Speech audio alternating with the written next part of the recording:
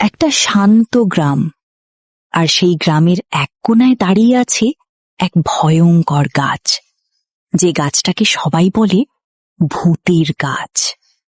অনেক দিন হয়ে গেল এইদিকে কেউ আর আসে না, আমারও তো ভালো লাগে না। আবার রাত নেমে এলো, চারদিকে শুধু নীরবতা, কেউ আসে না, আর কেউ না। কি দিনকাল এলো বলতো, শান্তিতে গ্রামে ঘোরাফেরা করা যায় না। লোকে বলছে গ্রামে নাকি পেতনির উপদ্রব শুরু হয়েছে। কি করব আর, সন্ধে হলেই ঘর থেকে আর বের হওয়া যায় না। ধুর ধুর, বাচ্চারা যে একটু খেলা, সন্ধে হওয়ার সাথে সাথে ঘরে উঠতে হয়।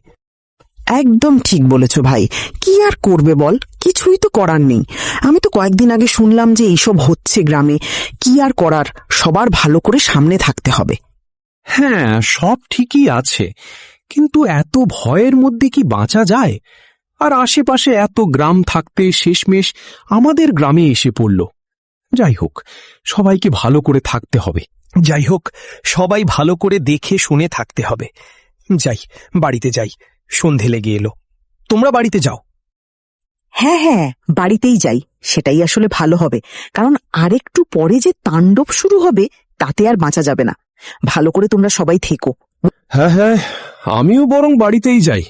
তোমরা সবাই ভালো করে থেকো, দেখে শুনে রাতে ঘর থেকে বের হও না যেন, আর কেউ ডাকলে সাড়া দিবে না।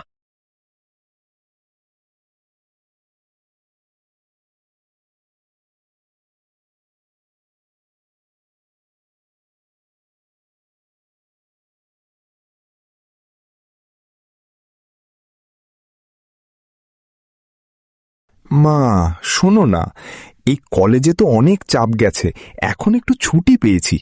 আমি ভাবছিলাম কয়েকদিনের জন্য নানা বাড়ি ঘুরে আসি। অনেক দিন যাই না, নানা নানিও খুব মিস করে। আর জানো, আমার এক বন্ধু আছে, সেও আমার সাথে যেতে চায়। ওর বাড়িটাও কিন্তু আমাদের ওদিকেই, খুব কাছাকাছি। আমরা একসাথেই গেলে ভালো লাগবে, সময়টাও সুন্দর কাটবে। প্লিজ মা, না করো না, আমি কথা দিচ্ছি সব ঠিকঠাক করেই যাব। শোন, এখন তোর নানা বাড়ি যাওয়াটা ঠিক হবে না। তোর নানা সেদিন আমাকে ফোন করে বলছিল ওদের গ্রামে নাকি একটা অদ্ভুত ঘটনা শুরু হয়েছে।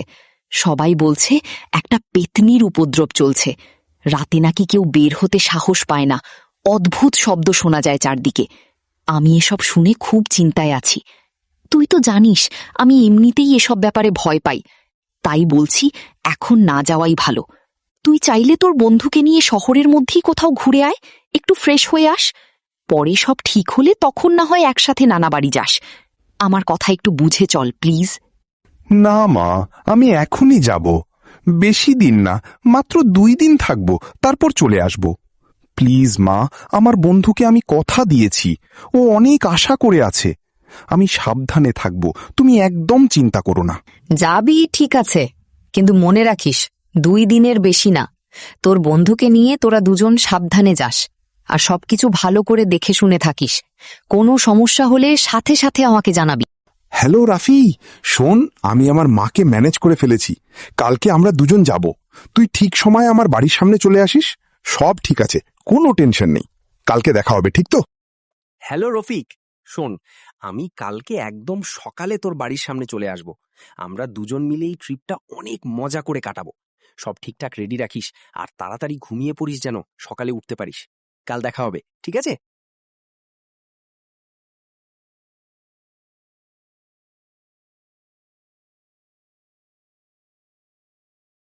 রফিক, শোন, আমি একদম তোর বাড়ির সামনে চলে এসেছি। এখন থেকে আমাদের প্ল্যান একটাই, একসাথে মজা করে ট্রিপটা করা। তুই ভালো করে সবকিছু গুছিয়ে গাছিয়ে নিস, যেন কোনো কিছু ফেলে না আসিস। জামা কাপড়, চার্জার, পানির বোতল সব ঠিক আছে তো? আর হ্যাঁ, তোর ফোনটা অবশ্যই সাথে রাখিস, দরকার পড়তে পারে। আমার ফোনটা আমি নিয়ে এসেছি।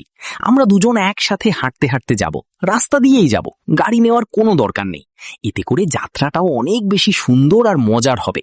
চল, আজকের দিনটা শুধু আমাদের মজার হবে, কোনো টেনশন না, শুধু আনন্দ আর গল্প। তাড়াতাড়ি বের হ, আমি অপেক্ষা করছি। রাফি শোন, সব কিছু আমি গুছিয়ে ফেলেছি। জামা কাপড়, দরকারি জিনিসপত্র সব রেডি। এখন আর বেশি দেরি নেই, কিছুক্ষণ পরেই আমরা বের হব। তুই বলতো তোর কিরকম লাগছে? আমার তো মনে হচ্ছে আজকের দিনটা একদম অসাধারণ হবে। এতদিন পর এমন একটা ট্রিপ, সত্যি মনে হচ্ছে দারুণ কিছু হতে যাচ্ছে। চল আর দেরি না করি, বের হই এখনই।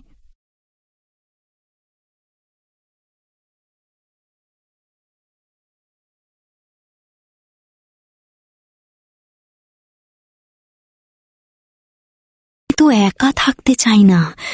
এই অন্ধকারেই আমি ঘুরি, অপেক্ষা করি, কেউ কি আসবে আমার কাছে?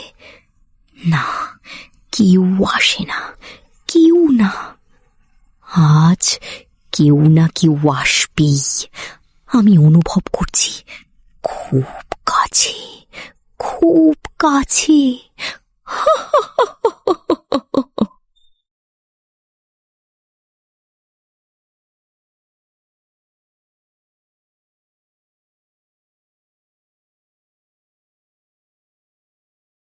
ভাইয়া, আপনি কি জিল্লু মাস্টারকে চেনেন? উনি আগে কে ছিলেন আর তার বাড়ি কোথায় বলতে পারবেন? আমি তার বাড়িতে বেড়াতে এসেছি। হ্যাঁ, আমি জিল্লু মাস্টারকে চিনি। তিনি আগে আমাদের গ্রামের স্কুলের প্রিন্সিপাল ছিলেন। এখন তিনি বাড়িতেই থাকেন, চাষাবাদ করে জীবিকা চালান। তার বাড়ি উত্তরপাড়ায়। ধন্যবাদ আপনাকে ভাই, আপনি আমার খুব বড় একটা উপকার করলেন। ভালো থাকবেন, আবার দেখা হবে একদিন। না, সমস্যা নাই। আপনাকেও ধন্যবাদ। আপনারা ওই দিক দিয়ে যেতে পারেন।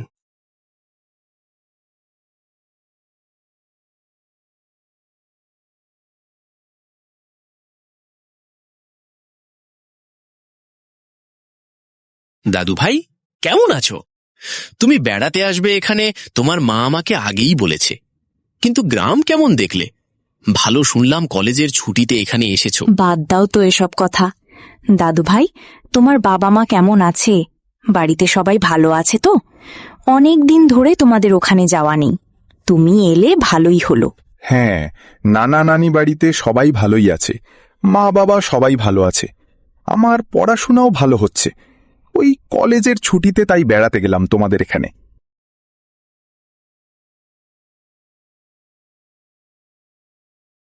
আমি রফিকের বন্ধু। আমরা দুইজন একসাথে ঘোরাফেরা করি। ওই কলেজের ছুটির দিয়েছে তো, তাই রফিক বলল চল দুজন একসাথে আমার নানা বাড়ি থেকে ঘুরে আসি। শোনো, তোমরা কি এখানেই খাড়া থাকবে না ভিতরে যাবে? দাদু ভাই, তোমরা দুইজন একসাথে ঘোরাফেরা কর, ভালো তো। তোমাদের এখানে এসে কেমন লাগছে? অনেক সুন্দর গ্রাম আমাদের। তোমরা এখানে বসে থাকো। তুমি এসব কথা বাদ দাও তো। ছেলেগুলো অনেক দূর থেকে এসেছে, আগে কিছু খাওয়া দাওয়া করে নিক, তারপরে কথা বলি। হ্যাঁ হ্যাঁ। খাওয়া দাওয়া তো শেষ হয়ে গেল, এখন তাহলে দুইজন একটু ঘুম পেরে নাও, তারপর কালকে সকালে বেড়াবে। যাও, দুজন ঘুম পেরে নাও। না না, আমরা দুজন এখন একটু গ্রামে ঘুরতে বেরোবো। আমরা একটু পুরাতন গাছতলার দিকে যাব দুইজন। এই কিছুক্ষণ পরেই চলে আসব। আসার সময় দেখলাম পুরাতন গাছতলার ওইদিকে খুব সুন্দর। আমরা ওইদিকেই যাব। হ্যাঁ, আমরা দুজন ওইদিকে যাব, আপনি চিন্তা করেন না। দুইজন যাব, কিছুক্ষণ থেকে আবার চলে আসব। ওইদিকে খুব সুন্দর আরো গ্রামের ক্ষেত ও জমি দেখব আমরা। তাহলে একটু পরে বেরিয়ে পড়ি, আপনি কি বলেন? শোনো, এখন অনেক রাত হয়ে গেছে, তোমরা ওই দিকে যেও না। গ্রামের সবাই বলছে ওই দিকটায় যাওয়া একদম ঠিক না। আমি তো আগেই বলেছিলাম নদীর পাড় দিয়ে আসতে, তাহলে এসব ঝামেলায় পড়তে হতো না। কিন্তু তোমরা কেন যে ওই পুরাতন বাড়ির দিক দিয়ে এলে বুঝি না। ওই জায়গাটা একদম ভালো না। লোকজন বলছে সেখানে নাকি পেতনির উপদ্রব শুরু হয়েছে। শ্মশানের দিক থেকে মাঝে মাঝেই নাকি ভূত দেখা যায়, আর অদ্ভুত অদ্ভুত শব্দ শোনা যায় চারদিকে। যারা গিয়েছিল তারা ভয়ে দৌড়ে ফিরে এসেছে। তাই বলছি, আর সামনে এগিয়েও না, এখান থেকেই ফিরে যাও। তবুও যদি তোমরা যেতে চাও তাহলে খুব সাবধানে যেও, কিন্তু বেশিক্ষণ থাকবে না। কোনো বিপদ বুঝলেই দৌড়ে বাড়িতে চলে আসবে, আর আমাকে সাথে সাথে খবর দিবে। আমরা পুরাতন বাড়ির ওইদিকে যাব, কিছুক্ষণ ঘোরাফেরা করেই চলে আসব, বেশিক্ষণ দেরি করব না। ভালোভাবে যেও আর তাড়াতাড়ি ফিরে এসো।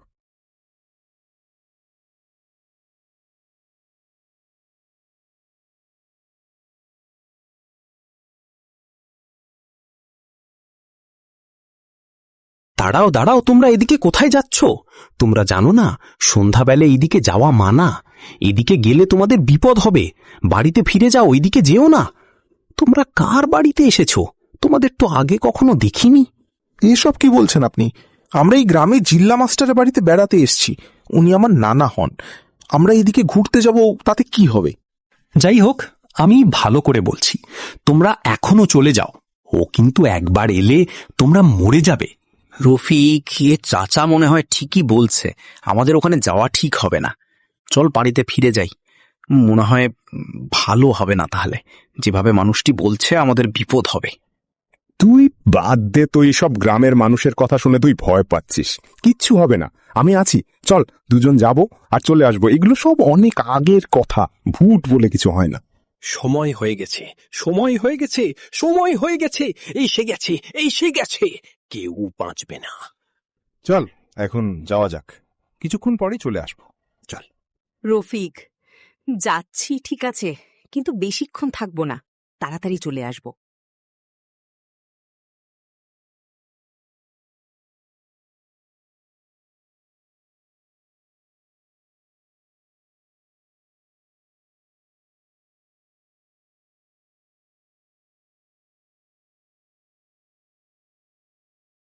দেখছিস রাফি, এদিকে কত সুন্দর।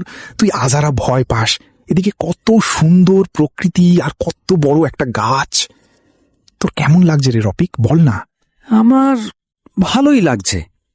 কত সুন্দর প্রকৃতি, পাখিগুলো উড়ে বেড়াচ্ছে, ভালোই লাগছে আমার। কিন্তু আমাদের আরো বন্ধু আছে, তাদেরকে নিয়ে আসতে পারলে খুব ভালো লাগতো। আরো বন্ধু আছে, কিন্তু তুই কি ওই চাচা আর তোর নানা নানির কথা ভুলে গেলি? রাত কিন্তু লেগে আসছে, তাড়াতাড়ি চল না, বাড়িতে যাই চল। ওইদিকে কারা বসে আছে? মনে হয় দুটো মানুষ। কতদিন হয়ে গেল এদিকে কেউ আর আসে না। আমারও তো ভালো লাগে না। আজ দুইজনকে পেয়েছি, এদের মধ্যে যে কোনো একজনকে ঘাড় মোটকিয়ে খাবো আমি। চল না রফিক, বাড়িতে চলে যাই। পুরো সন্ধে হয়ে এলো যে, তাড়াতাড়ি যাই চল। চলো যাই।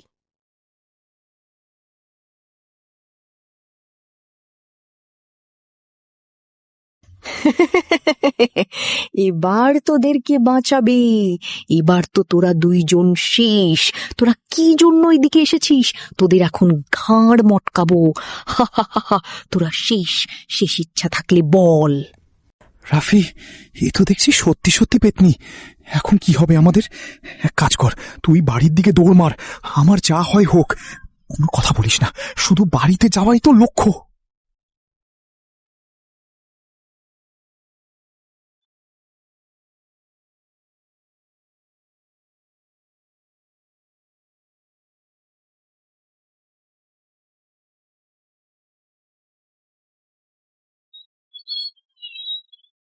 দাঁড়া, আজ তো আমার হাত থেকে তোকে কেউ বাঁচাতে পারবে না।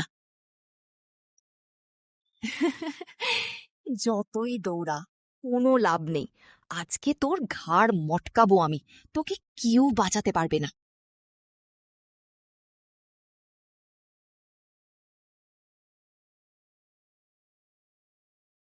রাফি, কি হয়েছে? তুমি এত হাঁপাচ্ছ কেন? কি হয়েছে বলো। আমরা ঘুরতে গিয়েছিলাম, তারপরে হঠাৎ। এবার কি হবে? ওই পেতনিটা যদি রফিক দাদু ভাইয়ের কোনো ক্ষতি করে দেয়, কি করব আমরা এখন?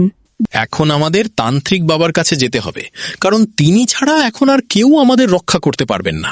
চলো তার কাছেই যাই। হ্যাঁ ঠিক আছে, তাহলে তাই চলো, তুমিও চলো।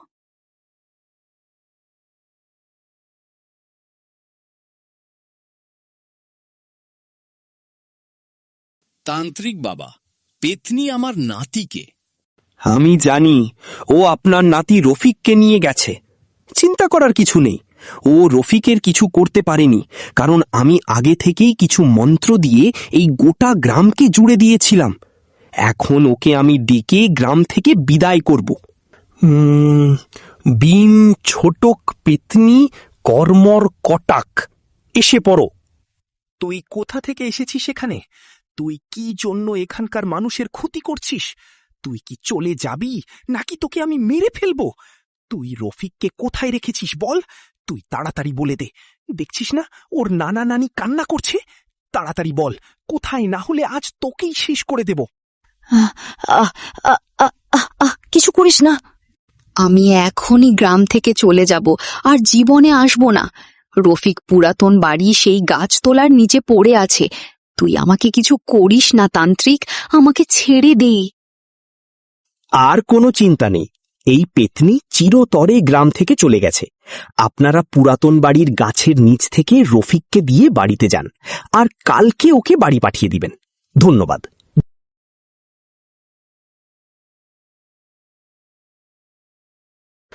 ওই তো রফিক, এ রফিক, এ রফিক, এ রফিক উঠো। আমার কি হয়েছিল রাফি?